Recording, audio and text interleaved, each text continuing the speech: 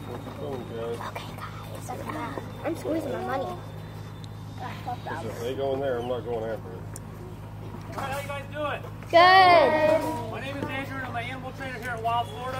And what we're doing is we've just started our alligator training with some of our big alligators. There's a couple reasons why we do this. One, it's really good for the animals because it kind of gives them enrichment, gets them their minds thinking, and it gives them good exercise.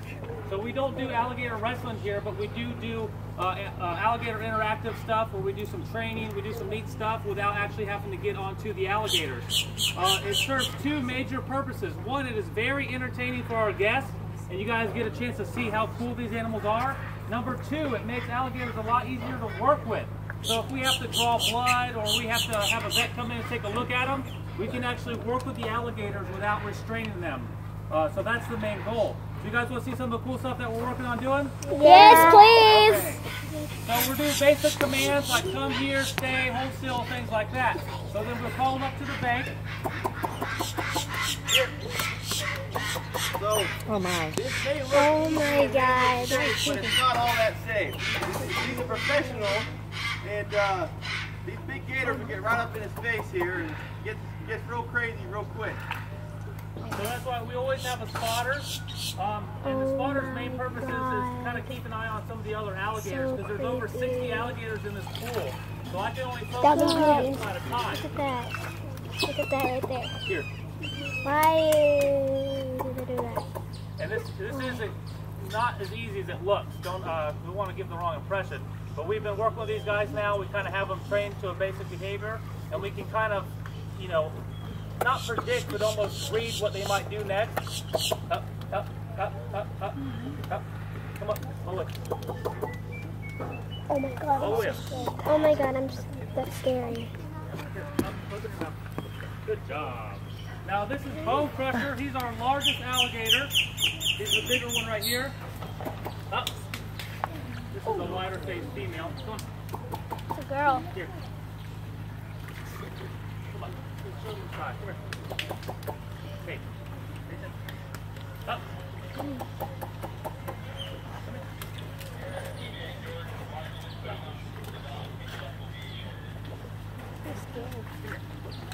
This guy. Come here. So the other thing that we're trying to do is to kind of get them in a single file line so they're not all piled up in one spot. Guys, this is really creepy. If you get it, I'm scared. That's it. And what we use for reward is Missouri croc. It's kind of like dog food. It's called cross chow. So this is all the nutrients alligators and crocs need in a biscuit form. It's easier than using chicken. All right, up. Come on. Up. Now reptiles are cold-blooded, which means they rely on their environment to control their body temperature. In the morning it's cooler, so they're not as active in the morning. Come here. Show me your big smack. Come here, all the way. Come on. Up, up, up. You can see just how much bigger Bone Crusher is than these other alligators. All the way up.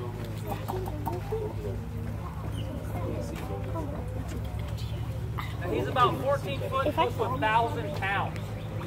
And at that size, he's probably close to 60, maybe 70 years old. So he's a little old guy. So he can live over 100.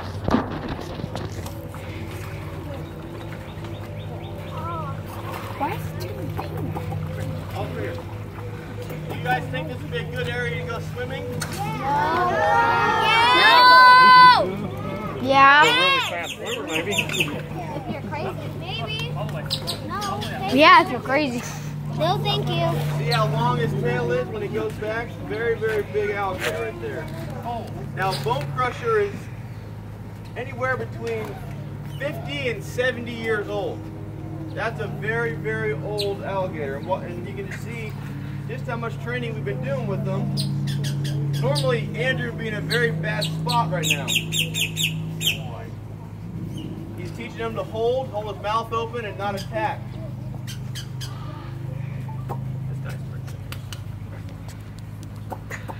Are you even recording with that camera? Why? I don't know how to. Here, let me see it. Here, let me record it. Here, take my phone. Hold my phone. Please. I don't even know if stay here. Good boy. That's pictures. That's pictures. Oh, it is?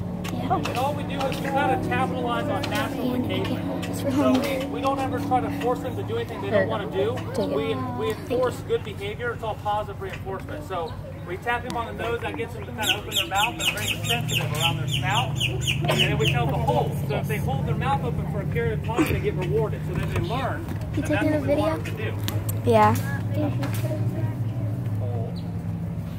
I just put it right there so they can get the whole experience. I need to get the whole experience, like literally. You guys hear that pop? Yeah. That's what we call a jaw pop. Does anybody know how much strength these animals have in their jaws? No. Okay. Is it recording? No. So it's in pounds per square inch. There's 2,500 pounds per square inch alligators have in strength in closing their mouth. Now the crazy thing is, they have all that power in closing, but once it's closed, just 2 fingers can keep it closed. They don't have the power to open it as much. Does anybody know the only other animal that has a stronger bite force than alligators? No. Okay, we heard it. Crocodiles. The only other animal that has a stronger bite force than these alligators here. And whenever you get time to explore the park after lunch, you'll see we have crocodile exhibits. We have some crocodiles in this one, and then some Nile crocodiles over there. Those are the only animals that can actually Because that you know, you're have thinking more power slip and in fall. their jaw. What? Who are you I'm guys talking any to him. questions? Anything you kind of want to know?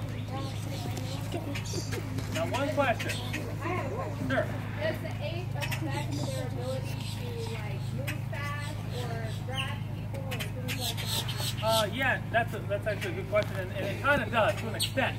Now, the older the alligator, obviously, the larger they are. When they get to a certain Is size, your thing recording? not to make it sound easy, Yeah, but look, I can it's easier pause to it. work with larger ones. Keep Because recording. at 6 or 7 foot, yeah, like this guy right here, they are very strong, powerful. If they bite you, they can cause a lot of damage. But they're also small enough where they're quick, they're fast, they can spin. Like this guy right here, he's a bowcatcher. He can only spin around so much because he's so large. So he's a little more predictable as far as training.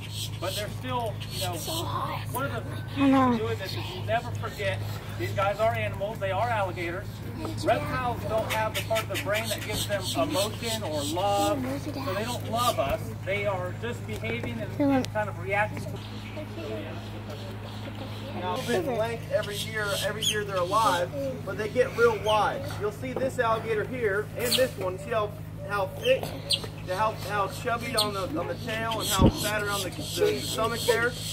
Gators in captivity get fed a lot more than gators in the wild because we can monitor it. We can feed them every single day. So the bigger and the heavier they get, the slower they can move, which makes it a little bit safer for us. But they're very, very impressive. Was there a question right here? Yes, sir.